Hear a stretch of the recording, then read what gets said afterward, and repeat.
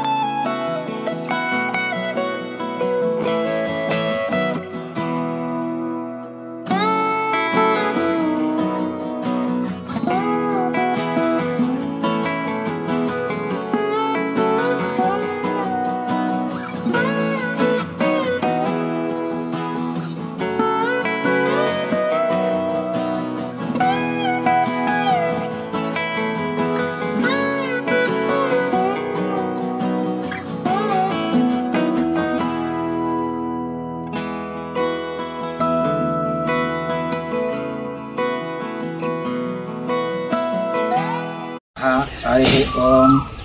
శ్రీ పార్వతీ శివనందీశ్వర స్వామి దేవస్థానము, కడమలకలవు గ్రామము, బండాత్మగూరు మండలం, నంద్యాల జిల్లా సంబంధించి నంద్యాల నుంచి 15 కిలోమీటర్ల నుంచి శివనంది వెలిసడంతో ఈ 9 నవనందులు కూడా ఎలా స్థాపించారంటే, అప్పట్లో ఈ 9 నవనందులు కూడా దేవతల రూపంలో అనేది ప్రతిష్ట చేసుకోవడం అనేది జరిగింది.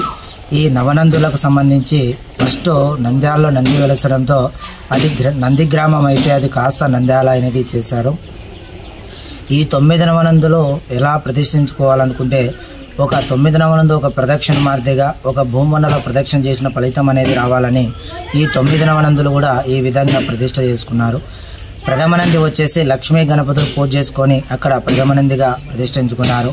నాగనంది నాగేంద్రుడు అనేది ప్రతిష్ఠించుకున్నారు. సోమనంది చంద్రుడు పూజ చేసుకుని అక్కడ సోమనందిగా వెలిసింది. స్వయంభుగా ఈయన కోనేట్లో నుంచి 4వ నంది శివనంది సొంత పేరు అనేది ఈయనకు ఒక్కనికి కోనేట్లో నుంచి స్వయంభుగా వెలిశారు కాబట్టి ఈయన సొంత పేరు శివనందిగా అని పేరు వచ్చింది. అలాగే విష్ణునందన్న కృష్ణనందన్న ఒకటే, అక్కడ కృష్ణుడు పూజ చేసుకుని అక్కడ కృష్ణనందిగా ప్రతిష్ఠ జరిగింది. మహానంది ఎలా వెలిసిందంటే, ఒక నందల మహారాజులు గోవులు అనేది ఎక్కువగా ఉండడంతో ఆ నందల మహారాజులు రోజు కొండకు వెళ్ళి అవి అనేది మేతగాడ తీసుకొని వెళ్ళి మేత ఆడుకొని ఇంటికి తీసుకొని వచ్చేవారు. అలాగే రోజు కూడా ఒక దూడకు అనేది రోజు కూడా పాలు లేకుండా ఉండడంతో ఆ నందల మహారాజులకు అనుమానం వచ్చేసి ఆ గోవులు కాసేవాడిని అడుగుతాడు, ఎందుకు మనకు ఒక దూడకు పాలు లేకుండా పోతున్నాయంటే ఆ నందల మహారాజులకు ఆ మేతగాడని చెప్తారు, ఒక పుట్టలో పాలు పడుతున్నాడని చెప్తారు. అనుమానం వచ్చేసి ఈ గోవులు కాసేవాడే ఏదన్నా అమ్ముకుంటున్నాడని మరుసటి దినం అనుమానం వచ్చి ఒక చెట్టు మీద పోయి కూర్చుంటాడు. అదే టయానికి వెళ్ళి ఆ ఆవు అనేది పుట్టలో పాలు పడుతుంటుంది.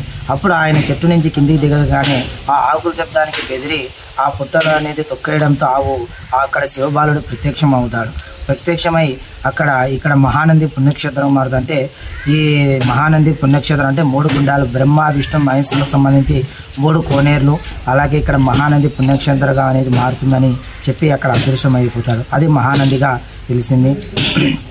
తర్వాత వినాయకనంది వినాయకుడు, గరుణ్నంది గరుత్మంతుడు, సూర్యనంది సూర్యుడు.